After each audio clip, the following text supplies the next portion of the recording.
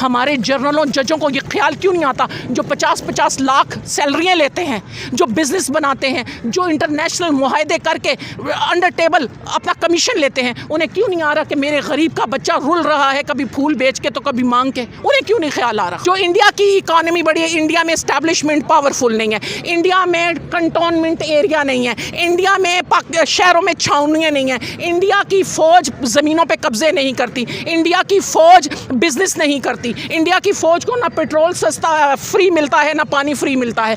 तो जब मैंने तो ये कहा है, अब जो भी हुकूमत आए, जिस पार्टी की भी आए, कंटोनमेंट एरिया को आवाम को वापस किया जाए। इंडिया के इदारे आइन के और कानून के अंडर हैं। यहाँ के इदारे, यहाँ के अरबाब इख्तियार कानून से, आइन से बालातर हैं।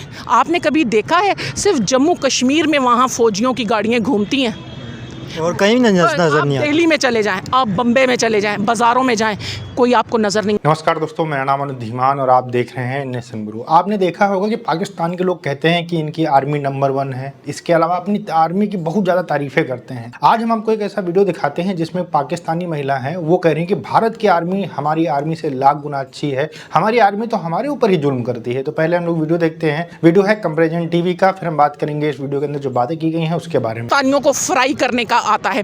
जो इंडिया की इकॉनमी बढ़ी है, इंडिया में एस्टैब्लिशमेंट पावरफुल नहीं है, इंडिया में कंटोनमेंट एरिया नहीं है, इंडिया में शहरों में छावनियाँ नहीं है, इंडिया की फ़ौज ज़मीनों पे कब्जे नहीं करती, इंडिया की फ़ौज बिज़नेस नहीं करती, इंडिया की फ़ौज को ना पेट्रोल सस्ता फ्री मिलता है ना पानी फ्री मिलता है। तो जब मैंने तो ये कहा है, अब जो भी हुकूमत आए, जिस पार्टी की भी आए, कंटोनमेंट एरिया को आवाम को वापस किया जाए। ये नहीं हो सकता ये पार्क फौजियों के बच्चों के और ये सिविलियन के नहीं, उन सिविलियन के बच्चों के जिनके माँ बाप अपने टैक्स के पैसों से आपके बोझ को बर्दाश्त करते हैं। इन फ़र्क है कि वहाँ इदारे जो हैं वो अपने सियासतदानों की गवर्नमेंट के नीचे अंडर हैं। यहाँ इदारे जो हैं वो अपने सियासतदानों की जो जमहूरियत है उससे बालातर हैं। अब यहाँ के इदारे, इंडिया के इदारे आइन के और कानून के अंडर हैं। यहाँ के इदारे, यहाँ के अरबाब इख्तियार कानून से, आइन से बालातर हैं। वो उन्होंने अपना कानून बना रखा है, उन्होंने अपना। आप समझते हैं जब से खान साहब की हुकूमत गैर आइनी, गैर कानूनी गिराई गई, उस वक्त से लेकर आज तक पाकिस्तान में कानून है? नहीं है, बिल्कुल जबर कर दिया गया है। जब कानून ही नहीं है, लेकिन वहाँ के इदारे, क्योंकि इसीलिए वहाँ इलेक्शन, वहाँ के किसी इदारे को, अरबाब इख्तियार को इतनी जुर्रत नहीं है कि वो आवाम के सामने खड़ा हो सके। आपने कभी देखा है सिर्फ जम्मू कश्मीर में वहाँ फ़ौजियों की गाड़ियाँ घूमती हैं और कहीं नजर नहीं आता? दिल्ली में चले जाएं, आप बम्बे में चले जाएं, बाज़ारों में जाएं, कोई आपको नज़र नहीं आएगा। में तो हम कर्जा देने वाले मुल्क थे। जर्मनी को हमने कर्जा दिया था। हमने जर्मनी जैसे मुल्क को कर्जा दिया। 60 में स्पेस में शटल भेजा था, हमारा स्पेस स्टेशन काम करता था, लेकिन आज इंडिया ने शटल भेजा है, हम पीछे रह गए। उसकी वजह ये है, जब इदारे अपना काम करने की बजाय सियासत करेंगे तो नतीजा यही होगा। सियासतदानों का काम था सियासत करना। अगर वो कोई गलत फैसले करते तो इदारे ना उनका आर्डर लेते, लेकिन हमने देखा कि इदारे बल्कि सियासत कर रहे हैं। अपनी रिस्पॉन्सिबिलिटी को उन्होंने साइड पे रख दिया। इदारे बिजनेस कर रहे हैं, उन्हें सिर्फ अपनी ज़ात से, उन्हें नेशन से कुछ नहीं है, उन्हें कौम से कोई लेना दे। लेकिन इंडिया में ऐसा नहीं है। आप मुझे एक जर्नल का मुझे वहाँ बिजनेस निकाल के दे दें, जो चोर की सज़ा हमारी होगी, एक नहीं है। आप किसी एक जर्नल की मुझे बताएं बाहर प्रॉपर्टी है, ये हमारे लिए बायस है। और आप देखें रसूल सल्लल्लाहु अलैहि वसल्लम को सादिक़ व अमीन कहते हैं, ये हमारा ताज है सादिक़ व अमीन। तो फिर इंडिया के जर्नल तो इसे फॉलो कर रहे हैं, हमारे तो कर नहीं रहे। हमारे तो खाइन हैं, हमारे तो चोरी करते हैं अपनी आवाम की। क्यों करते हैं? और जब उनसे पूछा जाता है तो बंदूकों और गोलियों से हमें जवाब देते हैं। भी सवाल का जवाब से दो, सवाल जवाब होता है। रसूल सल्लल्लाहु अलैहि वसल्लम ने सुलह हदीबिया कुफार से भी कर ली थी, आप अपनी सियासी पार्टियों से नहीं कर सकते। क्यों? इसलिए कि आप चाहते नहीं हैं। मसला यही होता है, जहां आप अपनी स्ट्रगल स्लो कर देते हैं वहां आप अपने प्रोसीजर को और लंबा कर देते हैं। मुखालिफ जीत जाते हैं ना? जी, मुखालिफ जीत। देखिए जैसे कि वोट, अब इन्होंने बहुत किया कि वोट ना डालें, खान को हैट्रिक कर दी 3 सजाएं देके। क्यों? कि लोग नाउमीद होकर घरों में बैठ जाएंगे। नहीं हुए, लोग निकले, वोट डाला। अगर आप ये समझते हैं डंडे के जवाब में डंडा उठाएं तो फिर इसराइल फ़लस्तीन का जो, तो फिर हम में क्या फ़र्क रह जाएगा। हम अपने इदारों का एहतराम कर रहे हैं, ये अब इदारों को भी होश करनी चाहिए, इस आवाम का एहतराम करें जिनकी जेबों से पैसे निकलते हैं और आप विला में रहते हैं, आप गल्फ ग्राउंड बनाते हैं। कितने जुल्म के, मैं शर्म से डूब के मर जाऊं। मैं जब साफ़ पानी की बोतल लेती हूँ ना यहाँ आके, मुझे शर्म आती है। जब मेरा एक गरीब बच्चा गंदे गिलास में पानी पी रहा होता है ना, तो ये मुझे जहर लगता है। समझ में आई आपको? हमारे जनरलों जजों को ये ख्याल क्यों नहीं आता, जो 50-50 लाख सैलरियाँ लेते हैं, जो बिज़नेस बनाते हैं, जो इंटरनेशनल मुआहदे करके अंडर टेबल अपना कमीशन लेते हैं, उन्हें क्यों नहीं आ रहा कि मेरे गरीब का बच्चा रुल रहा है, कभी फूल बेच के तो कभी मांग के? उन्हें क्यों नहीं ख्याल आ रहा?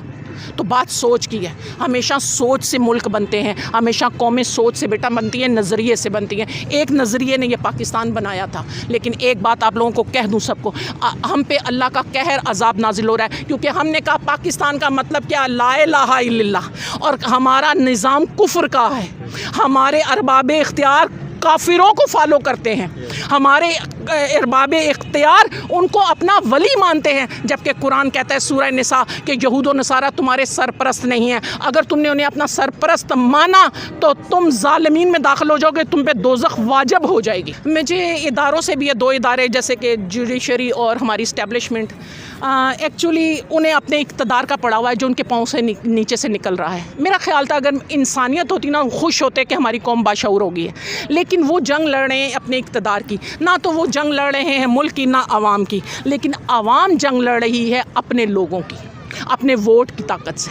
और जिस तरह आज कमिश्नर साहब ने कहा, आप क्या समझते हैं अल्लाह की ताकत नहीं आ गई? अल्लाह ताला कहता है मैं दिलों पे हुकूमत करता हूँ। रोज़े क़यामत तुम्हारी ये रत्ती भर की ज़बान बंद हो जाएगी, तुम्हारे हाथ गवाही देंगे तुम्हारे ख़िलाफ़, तुम्हारे पाँव गवाही देंगे तुम्हारे ख़िलाफ़ कि तुमने क्या क्या किया। क्या जो लोग आज मेरे बेटों को कत्ल कर रहे हैं उनके हाथ उनके ख़िलाफ़ गवाही नहीं देंगे? तो ये वीडियो आपने देखा, पाकिस्तान की आर्मी पाकिस्तान के अंदर इतना ज़्यादा जुल्म कर रही है कि आप बलूचिस्तान का एरिया देख लीजिए, वहाँ पर जो है हज़ारों लोग गायब हो चुके हैं जिनका कोई पता नहीं है, और पाकिस्तान आर्मी बताने के लिए तैयार नहीं है। जैसे भारत के अंदर मान लीजिए आर्मी हो या पुलिस हो, कोई भी अगर यहाँ पर जो है अरेस्ट होता है तो उसके लिए कोर्ट में उसको जो है हाजिर करना पड़ता है, लेकिन पाकिस्तान के अंदर ऐसा कुछ नहीं है। अगर आर्मी ने आपको एक बार पकड़ लिया तो फिर आप समझ लीजिए कि आप दोबारा अपने परिवार से नहीं मिल सकते हैं। इसीलिए पाकिस्तान के अंदर डाला जो है बहुत ज़्यादा फेमस है। डाला मतलब जो आर्मी की गाड़ी आती है और लोगों को उठा कर लेके जाती है, उसके बाद में उसका पता नहीं चलता है। इसी वजह से पाकिस्तान के अंदर लोग इतना खुलकर नहीं बोलते हैं। लेकिन ये महिला पीटीआई के मेंबर हैं। पीटीआई जो इमरान खान की पार्टी है,